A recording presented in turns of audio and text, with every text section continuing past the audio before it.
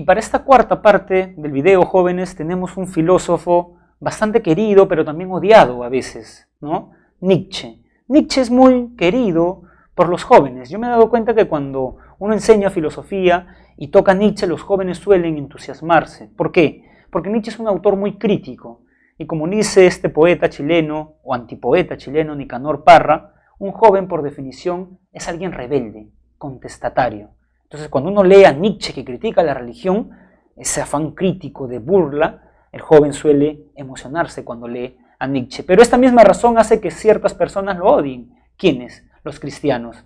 Porque Nietzsche tiene una frase muy dura para los cristianos que les parece que, digamos, es expresión de la locura. Dios ha muerto. Nietzsche es muy duro con la religión. Entonces por eso algunos lo odian, pero otros lo admiran mucho, ¿no? La filosofía de Nietzsche, jóvenes, se puede resumir en que representa una crítica a la filosofía occidental. Por eso, en su famoso libro, Filosofando a martillazos, Nietzsche dice que él critica, ¿no? Incluso en un libro dice que él es dinamita, porque él, si la cultura occidental es una suerte de edificio, él va a llegar como un kamikaze y va a destrozar todos los valores de la cultura occidental, incluso va a destrozar a Dios, porque él dice que Dios ha muerto. Entonces, Nietzsche, me parece acertadamente, cree que lo que nosotros llamamos cultura occidental es la unión o la síntesis entre cristianismo y filosofía griega. Por eso lo que va a hacer Nietzsche es criticar estos dos frentes. ¿Qué critica Nietzsche de la cultura griega? Critica la filosofía, en realidad, de la cultura griega, pero en específico critica a Sócrates. ¿Por qué? Porque Nietzsche, como dice en El origen de la tragedia, la cultura griega tenía dos espíritus, el espíritu apolíneo y el espíritu dionisíaco. ¿Qué representa, profesor, cada espíritu? Vamos a verlo. Acá está la crítica. Bueno, el espíritu apolíneo representa la razón, dice Nietzsche. Razón que suele ser mesurada, ¿no? La razón siempre establece límites. Pero también tenemos un espíritu dionisíaco, que es el espíritu instintivo. Y los instintos no suelen ser nada mesurados, más bien desmesurados.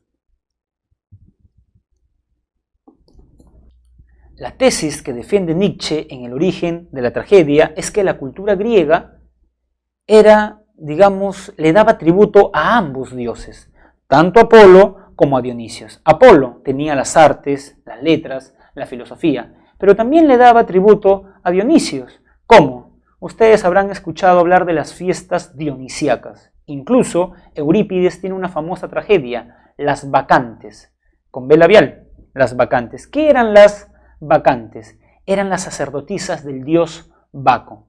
Y en esa tragedia de Eurípides, Las Bacantes, se cuenta, jóvenes, que ¿cuál era la manera de rendirle tributo a Dionisios? La manera era mediante orgías, porque lo que se hacía en una fiesta dionisíaca era tomar vino hasta perder el conocimiento, y la forma de rendirle tributo a Dionisios era mediante el acto sexual, pero ojo, no biunívoco de una pareja, sino, digamos, de una orgía. Entonces lo que dice Nietzsche es, los griegos solamente eran razón, como creía Goethe, por ejemplo, el autor de Las cuitas del joven Werther, creía que la cultura griega era una cultura admirable porque era la cultura de la razón. Y lo que le dice Nietzsche oponiéndose es que no, así como tienen a Apolo, también tienen a Dionisios. El hombre griego era racional, pero también le daba a los instintos lo que debía darle.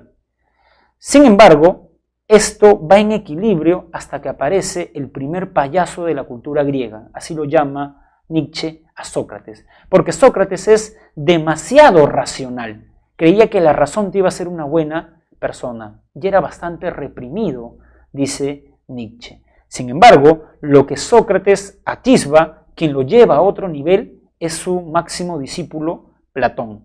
Recordarán ustedes que Platón tiene una definición del hombre, porque Nietzsche nos dice que el hombre griego sabía que era un alma, pero un alma en un cuerpo. Por eso los griegos, si bien cultivaban su alma, la filosofía, las artes, también cultivaban su cuerpo. Ellos crean las Olimpiadas. Si ustedes ven digamos, ¿no? Las esculturas de los griegos eran personas que se nota que cultivaban su cuerpo, o sea, los griegos eran cuerpo y alma. Hasta que viene un tal Platón, dice Nietzsche, y nos dice, no, tú no eres un cuerpo, tú eres un alma prisionera en un cuerpo. Entonces está traicionando, está poniendo el alma sobre el cuerpo. Además que para Platón la filosofía era una preparación para la muerte. ¿Qué quería decir que la filosofía es una preparación para la muerte? Que mi alma es inmortal y ha caído a este cuerpo.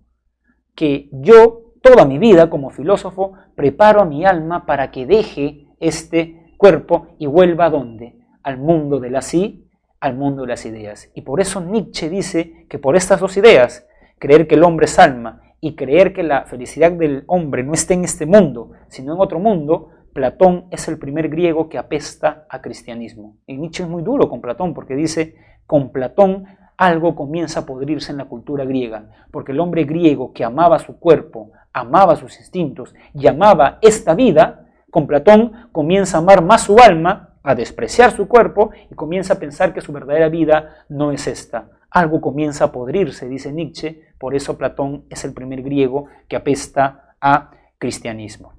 No obstante, lo que Platón plantea para Grecia, quien lo mundializa mediante una religión es Pablo, cristianismo. Y por eso esa es la segunda crítica de Nietzsche a la cultura cristiana, el cristianismo.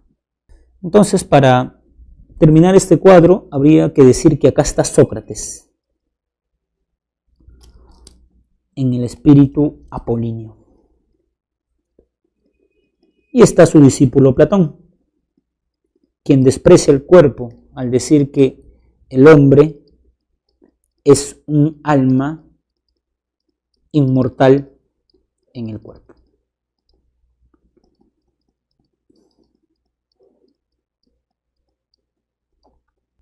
Para que entiendan la crítica de Nietzsche al cristianismo, que está bosquejada fundamentalmente en dos textos, el Anticristo y la genealogía de la moral, primero debemos entender el contexto en el cual surge su pensamiento. Nietzsche está después de Darwin, y a decir de Nietzsche, la gran enseñanza de Darwin era que el hombre era un ser natural. El hombre no era un ser al margen de los instintos de la naturaleza. El hombre también se sometía, podríamos decir, a las leyes de evolución. Entonces Nietzsche dice que si el hombre es un ser instintivo, que tiene instintos como los animales, cualquier persona que hable de moral y de ética debería ver si sus normas y preceptos morales se condicen con sus instintos o quizás lo contradicen. Porque si la ética plantea algo que va en contra de mis instintos, yo no voy a poder cumplirlo. Entonces nadie me podría achacar eso.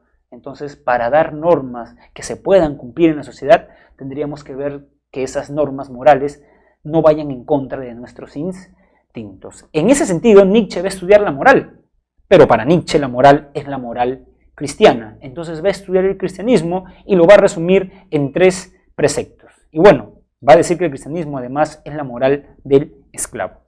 Entonces vamos a poner acá, en la pizarra, moral del esclavo versus la moral del amo. La moral del esclavo, o sea, la moral cristiana, dice Nietzsche, se caracteriza primero porque niega el cuerpo. Nietzsche nos diría que esta visión negativa que tenemos hacia la sexualidad, este creer que todo lo que proviene del cuerpo es cochino, bajo e inferior, es una idea del cristianismo. El cristianismo nos ha hecho creer que todo lo relativo al cuerpo y mucho más a la sexualidad es algo inferior. A tal punto, dice Nietzsche, que el cristiano cuestiona el que uno desee a otra persona, solo con el pensamiento. Recuerden ese versículo y además mandamiento. Si deseas a alguien con el pensamiento, estás pecando. O sea, el cristiano suele negar el cuerpo, primero. Segundo, el cristiano suele defender la igualdad y la compasión. Vamos a escribir esto. Defiende la igualdad y la compasión. ¿Por qué para un cristiano todos somos iguales?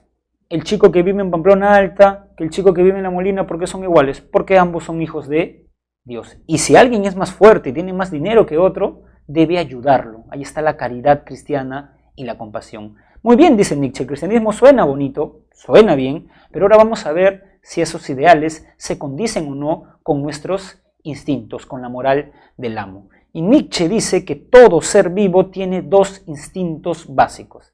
El instinto de la autoconservación, para eso yo como, duermo, respiro, y también el instinto de la conservación de la especie, para lo cual yo debo unirme en un acto sexual con otro individuo de otro sexo de mi misma especie. ¿Qué quiere decir eso? Que mientras el cristianismo niega el cuerpo, los instintos nos hacen afirmar el cuerpo.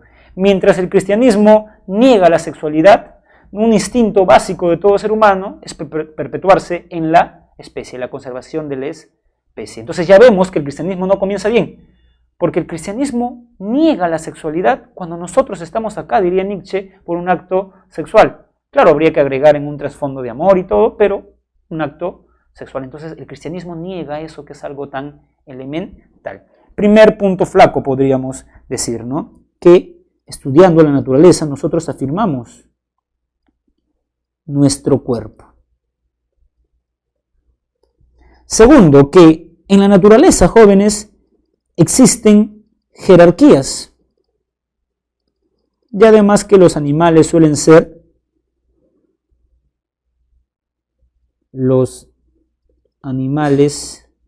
son egoístas. Pensemos en una comunidad de leones. Pongo este ejemplo porque los hemos visto en documentales y más. En los leones, en una comunidad de leones, ¿todos son iguales? No, existe un león alfa, ¿no? Que es el que está con todas las hembras. Si un león joven se cansa de ser un solterón, se enfrenta a muerte con este león por las hembras. Si este nuevo león jovenzuelo derrota al león alfa, lo expulsa. ¿Y qué hace con las, digamos, leonas que tienen cachorritos, o leoncitos diríamos ahora? Los mata. Entonces no hay nada de eso de que todos somos iguales. Para Nietzsche, la gran tontería de la modernidad, así lo llama, es creer que todos somos iguales. Para Nietzsche hay individuos que son mejores que otros, y son estos individuos los que deben imponerse, y además son estos individuos los que deben perpetuarse en la especie. ¿Qué nos dice Darwin? Dice Nietzsche, selección natural. ¿Quiénes deben perpetuarse en la especie? Los individuos mejores. Pero el cristianismo no dice que todos somos iguales, o sea que se perpetúen los fuertes y los débiles. Por eso Nietzsche dice, es una frase creo que muy dura contra el cristianismo, el primer principio de la moral del amo es la muerte a los débiles, y hay que ayudarlos a morir por amor a la humanidad. O sea, Nietzsche cree en la fortaleza, Nietzsche cree en la jerarquía.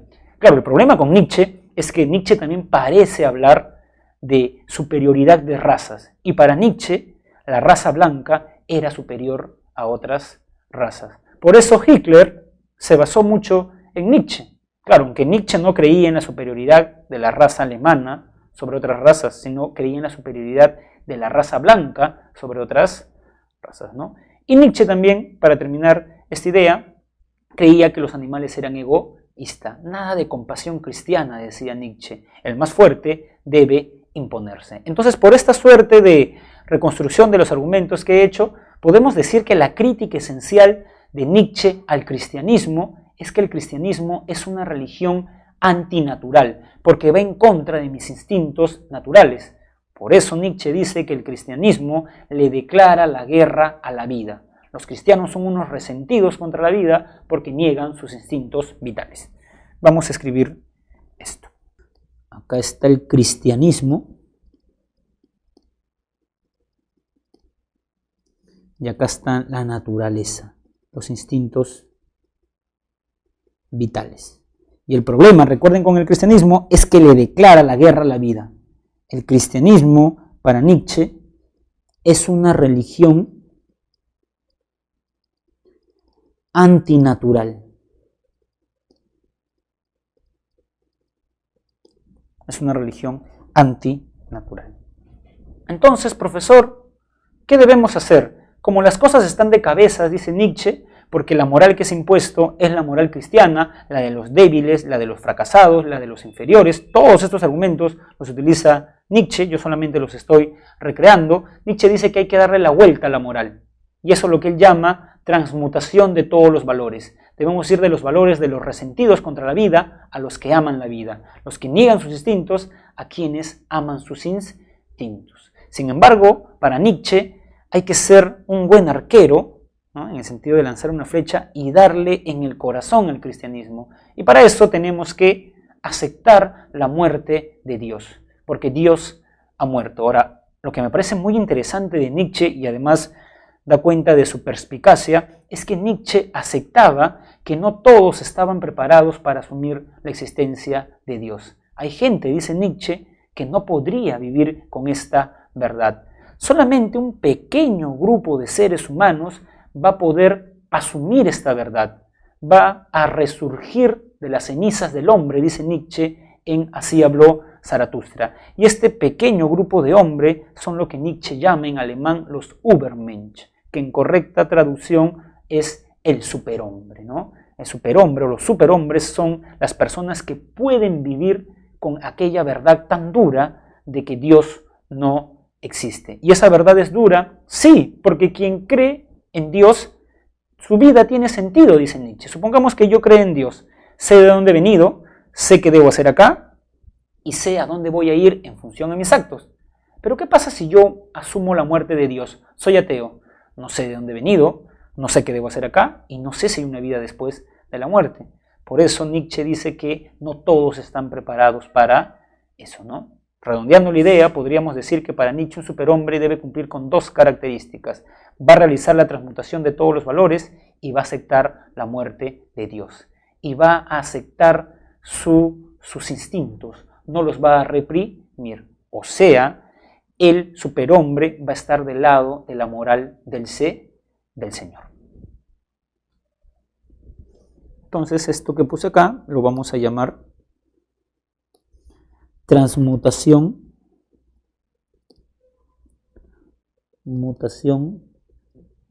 de los valores. Pero para eso debemos aceptar la muerte de Dios. Dios ha muerto. Pero quien va a aceptar esta verdad es el superhombre. Ahora uno de ustedes se podría preguntar, profesor, ya, pero ¿qué significa en realidad la frase Dios ha muerto? Lo que dice Nietzsche es que esa frase Dios ha muerto significa que los valores metafísicos, esos valores que nos da Dios, que no son terrenales, sino que vienen de un más allá, deben abolirse y debemos guiarnos en la vida con los valores terrenales, los valores que amen el cuerpo, no que lo repriman, que acepten que existen diferencias, existen individuos que son mejores que otros, no que nos digan que todos somos iguales, ¿no? Entonces Dios ha muerto significa eso, ¿no? Incluso hay una anécdota bastante conocida. Se dice que Nietzsche escribió en la catedral de su pueblo la frase Dios ha muerto. Imagínense ustedes, un cura sale temprano a barrer, no sé, y ve esa frase, Dios ha muerto, firma Nietzsche. Dicen que le devolvieron esta mala broma a Nietzsche, porque cuando él murió pusieron en, digamos, su cajón la frase Nietzsche ha muerto, firma Dios, ¿no? O sea, como que devolviéndole esta mala broma, ¿no? Sin lugar a dudas, Nietzsche es un pensador bastante irreverente, bastante soberbio también. Nietzsche tiene un libro que se llama Ecce Homo. Ese libro, que es un resumen de las ideas de Nietzsche, tiene capítulos con este título: ¿Por qué soy tan sabio? Capítulo 2, ¿por qué escribo tan buenos libros? Y capítulo 4, ¿por qué soy un destino? Y Nietzsche dice, y comienza ese capítulo 4 diciendo, yo soy un destino porque yo he demostrado que lo que se creía que era una verdad es una mentira. Está haciendo referencia al cristianismo sin lugar a dudas. Teniendo en claro todas las ideas de estos cuatro pensadores, ahora sí tenemos muchas o mejores herramientas para resolver las preguntas de esta semana.